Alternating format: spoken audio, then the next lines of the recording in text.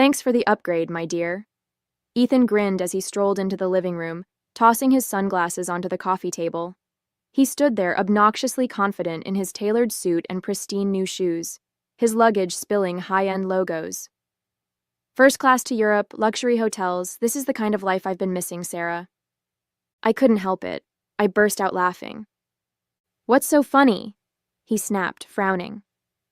Oh, Ethan, I said, shaking my head. You have no idea what you've done. My name is Sarah, and I'm 34 years old. I work in cybersecurity, and for the last 7 years, I've been married to a man who turned out to be a walking red flag disguised as charm. Ethan was always the smooth talker, the dreamer, the one who made everything sound like a brilliant plan. Meanwhile, I was the one who made those plans happen, holding down a steady career while he bounced from one half-baked scheme to the next. I ignored the warning signs, the financial secrecy, the constant excuses for his lack of income, because I wanted to believe we were a team. But at 2 a.m. last week, Ethan made a mistake he couldn't charm his way out of. I'd been asleep upstairs when it happened. He must have waited until he was sure I was out cold before sneaking down to my laptop. My cybersecurity work had taught me to keep an eye on potential scams, but I never thought I'd need those skills at home. That night, Ethan used my laptop to access one of my credit cards. He copied down the details, snapped a few pictures with his phone, and slinked back into bed like nothing had happened. The next morning, while sipping my coffee, I noticed a flood of alerts on my phone. I opened my banking app to find nearly $50,000 in charges. Designer clothing, expensive watches, first-class flights to Paris. My stomach sank as the pieces clicked into place. Ethan was behind this. Of course he was. But instead of panicking, I smiled. The card he'd used wasn't a personal account. It was a dummy credit card tied to a training program I run at work. It's designed to teach companies how to detect and respond to fraud. Every transaction triggers an automatic alert that goes straight to the authorities. Ethan had no idea he'd just turned himself into a case study. I called my lawyer, Chloe, that same morning. You're not going to believe this, I told her, recounting everything in detail. She didn't even try to hold back her laughter. Wait, let me get this straight, she said between chuckles. He stole a dummy card? The one that's linked to fraud detection? Exactly, I said, my voice calm but edged with satisfaction. I don't think he realized what he was doing. He probably thought he was being clever. Clever? Chloe said. He's a moron. Every charge he makes is going to get flagged. Have the authorities contacted you yet? Not yet, but it's only a matter of time. For the rest of the week, I stayed quiet, waiting to see how far Ethan would take it. He left a note on the counter a couple of days later. Taking some time for myself. Don't wait up. I knew exactly what that meant. He was using my stolen money to live it up abroad. Every night, I watched the fraud alerts roll in. High-end restaurants, 5-star hotels, and extravagant shopping sprees. Each notification felt like a small victory. 3 days into his spree, I got a call from Agent Keller, a federal investigator assigned to the case. We've identified significant fraudulent activity tied to your account, he said. Do you know who might be responsible? Yes, I replied without hesitation. My husband. There was a brief pause. Your husband? I explained the situation, including the fact that the card was part of a cybersecurity program. Agent Keller let out a low whistle. That's a new one, he said. You'll need to provide a formal statement, but based on what we've already flagged, he's in serious trouble. By the time Ethan walked back through the door, his ego inflated from a week of indulgence, I was ready. He sauntered into the living room like nothing had happened, wearing the spoils of his stolen spree. Thanks for the upgrade, he said with a cocky grin. You really outdid yourself this time. I couldn't stop the laughter that bubbled out of me. Ethan frowned, clearly expecting me to be furious. What's so funny? He asked, his voice sharp. Oh, Ethan, I said, shaking my head. You're about to find out. Ethan dropped his designer duffel bag onto the floor with a smug thud. Seriously, though, Sarah, he said, shrugging off his tailored jacket and draping it over the back of the couch. "You should have told me about that card ages ago. Imagine how much fun we could have had." I leaned against the kitchen counter, arms crossed. "And how exactly did you think this was going to end?" He smirked, kicking off his shoes. "You're always so uptight about money. It's not like you couldn't afford it. I figured you'd get over it once you saw how happy it made me."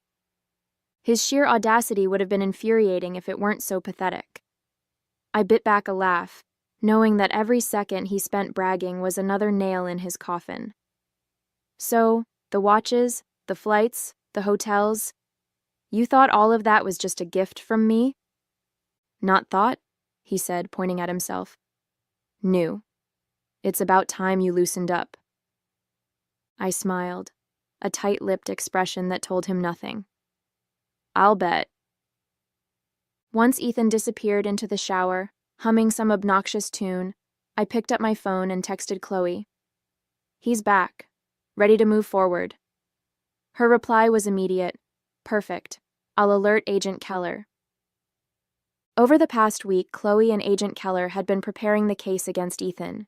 His every move had been tracked, every charge meticulously logged. From the designer clothing boutiques to the luxury hotels in Paris, his indulgence painted a picture of someone who thought they were untouchable. Ethan had no idea how deep he'd dug his own grave. Agent Keller had assured me that the fraud alerts from the dummy account had already triggered a full investigation. "We'll bring him in for questioning once you're ready," he'd said during our last call. "But I'd recommend letting him walk into it on his own. The more confident he is, the better." Now, as I listened to Ethan's off-key singing echo from the bathroom, I felt an almost surreal sense of calm. For years, I'd let him take advantage of my trust, my kindness, my stability. But this time, he was about to face the consequences of underestimating me. After Ethan emerged, wrapped in a plush towel and grinning like he didn't have a care in the world, he flopped onto the couch. "You should have seen Paris," he said, reaching into his bag to pull out a shiny gold watch. "The shops, the restaurants, it was like a dream." "Sounds incredible," I said, leaning against the doorway. "Tell me more." He launched into a detailed account of his week-long spree, complete with exaggerated hand gestures and unnecessary details about the champagne quality at some rooftop bar. Every word felt like an indictment, a confession he didn't even realize he was making. He had no idea I was recording the entire conversation on my phone, the file ready to be forwarded to Agent Keller.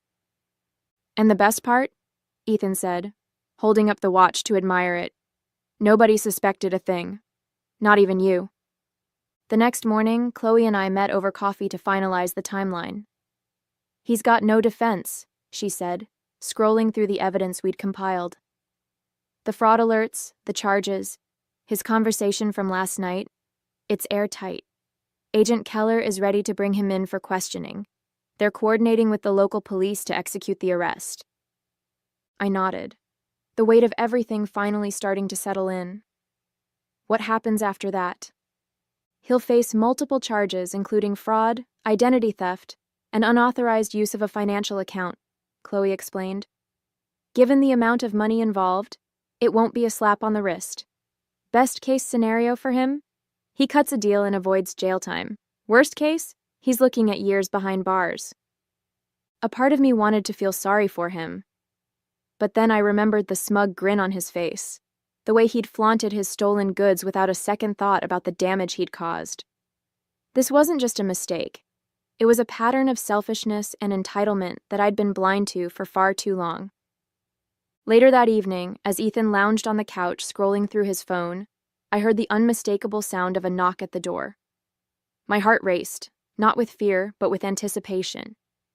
I walked to the door and opened it to reveal Agent Keller and two uniformed officers standing on the porch.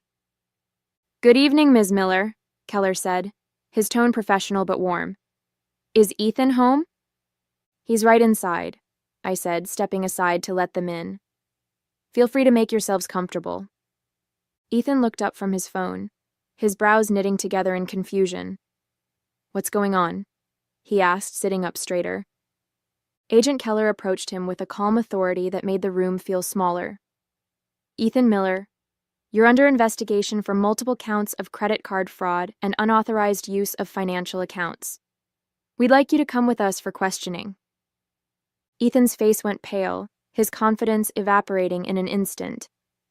What? No, this has to be a mistake, he stammered, looking to me for support. Sarah, tell them, this is crazy. I crossed my arms, tilting my head slightly. I don't know, Ethan. You've been awfully busy lately. Maybe you should explain it to them. As the officers read him his rights and led him toward the door, Ethan continued to protest. You can't do this. Sarah, this is a setup. You're my wife. Aren't you supposed to stand by me? Funny, I said, leaning against the doorway. I thought husbands weren't supposed to steal from their wives. Guess we're both learning something today. Ethan glared at me, his bravado replaced by desperation. You won't get away with this. I smiled. Oh, Ethan. I already have. The door shut with a sharp click as the officers escorted Ethan out, leaving the living room eerily silent. I stood there for a moment, staring at the empty space where he'd been standing just minutes ago. My heart was racing, not from fear, but from the sheer weight of the moment. He was gone. Finally, undeniably gone. But this wasn't over. Not yet. About an hour later, Chloe called. He's with Agent Keller now, she said, her voice calm but firm. They've started questioning him. From what Keller told me, Ethan is already trying to spin the story in his favor. Of course he is, I said, rolling my eyes. Let me guess. He's playing the victim? Spot on, Chloe replied with a dry laugh. He's claiming you gave him permission to use the card. But don't worry. Between the fraud alerts, the charges, and your recording, he doesn't stand a chance. The next morning, Agent Keller called with an update.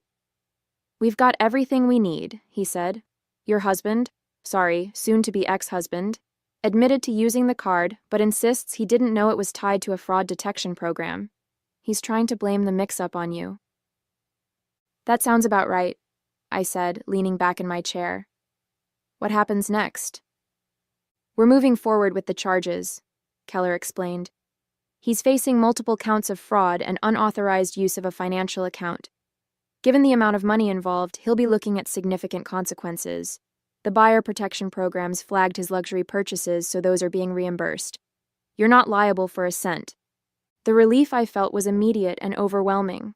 For days, I'd carried the weight of Ethan's actions, worried that somehow he'd managed to slip through the cracks. But now, hearing Keller's confidence, I realized the full extent of my victory.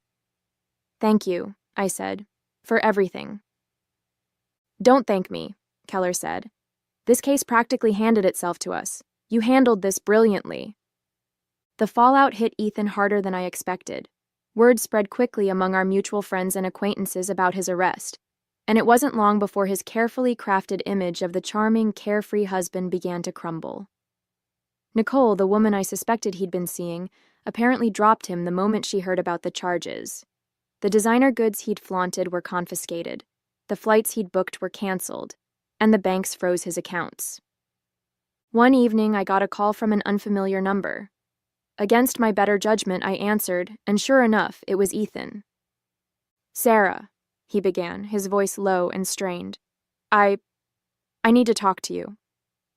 I couldn't help but laugh. Ethan, the only thing you need to do is figure out how to explain yourself to the judge. Please, he said, his tone shifting to desperation. I messed up, okay?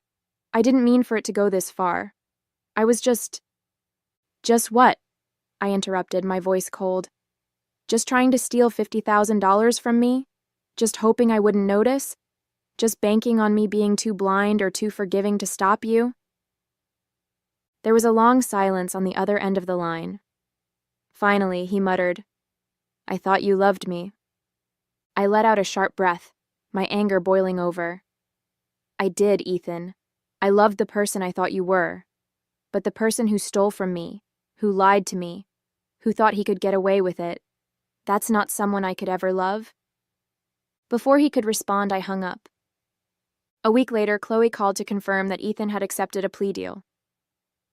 He's avoiding jail time, she explained, but he'll have to pay back every cent he tried to steal and complete community service. Plus, his credit is going to be in shambles for years. That sounds fitting, I said. He always wanted the high life. Now he gets to see how the other half lives. Chloe laughed. You're handling this way better than most people would. It's funny, I said, smiling to myself. For years, I thought Ethan was the one who held things together in our marriage. I thought his charm, his ambition, his big ideas were what kept us moving forward. But now I see it clearly. I was the one holding everything up. He was just dead weight.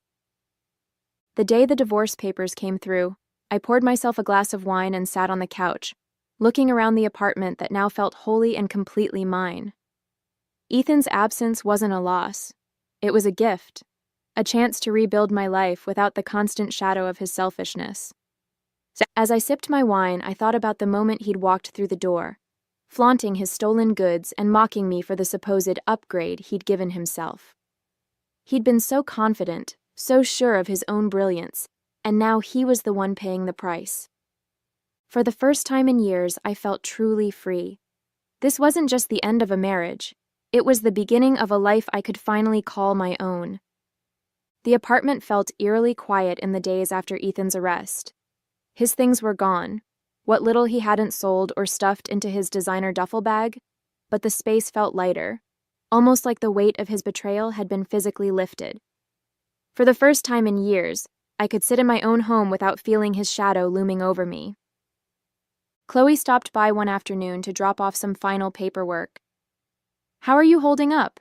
she asked, sitting on the couch with her usual no-nonsense demeanor. "Better than I thought I would," I admitted, handing her a cup of coffee. "It's strange, but I don't even feel angry anymore, just relieved." She smiled knowingly. "That's because you've already won. You didn't just survive this, Sarah. You came out stronger." Yeah. I thought about that as we went through the documents, finalizing the details of Ethan's financial restitution. It wasn't just about the money, though knowing he'd be paying back every cent was satisfying. It was about finally reclaiming my independence. For years, I'd let Ethan dictate the terms of our relationship, thinking it was easier to keep the peace. But now, I realized that peace built on compromise and silence wasn't peace at all. The official letter of divorce arrived a week later, delivered in an unassuming envelope that felt far too small to contain something so monumental. I held it for a moment, letting the weight of it sink in, before tearing it open.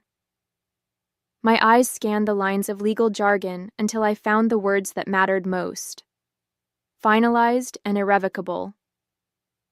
I sat down at the kitchen table, the letter in my hands, and allowed myself a rare moment of reflection. This wasn't the life I'd imagined when I married Ethan. I'd pictured stability, partnership, and a future built on mutual trust. But now, as I looked around the home I'd rebuilt for myself, I realized I had something better. Freedom, clarity, and the knowledge that I was stronger than I'd ever given myself credit for. Lauren came over that evening with a bottle of wine and a carton of my favorite takeout.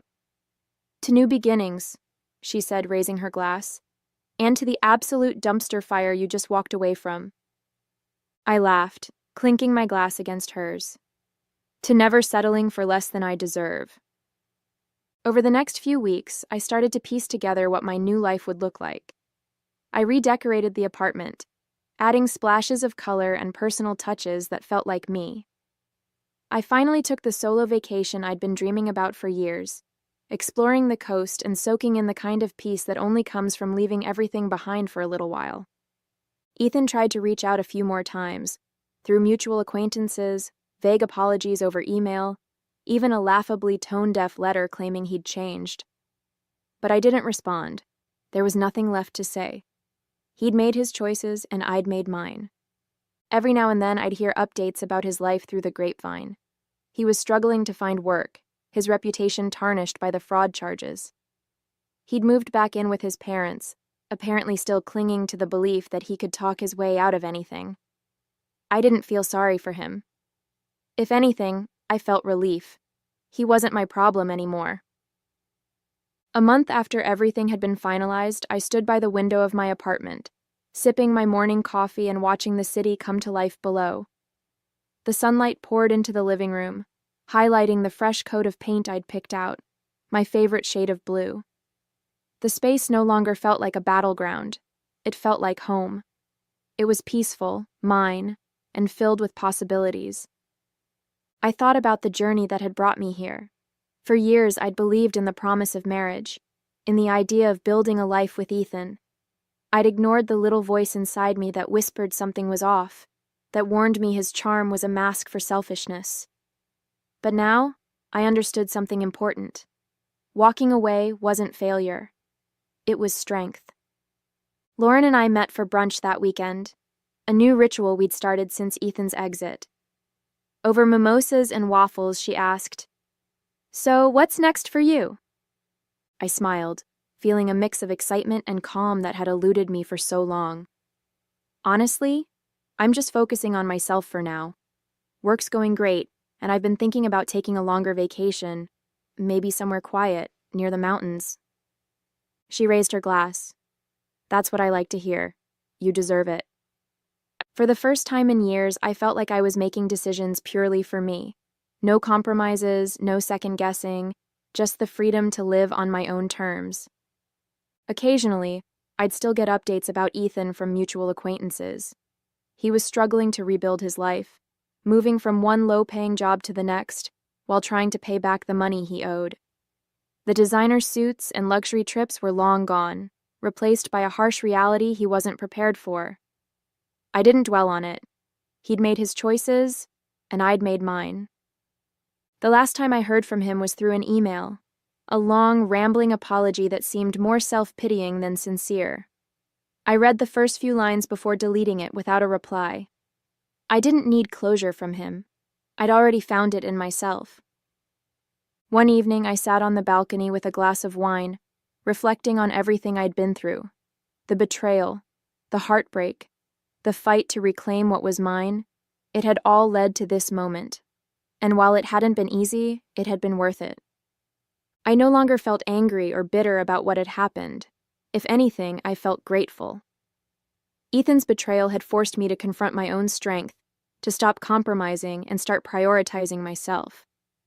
I'd learned to trust my instincts, to value my independence, and to never again let someone else take the reins of my life. As the city lights flickered in the distance, I raised my glass to the night sky. "Here's to me," I said quietly. "Here's to starting over." And with that, I closed the chapter on Ethan for good, ready to embrace whatever came next.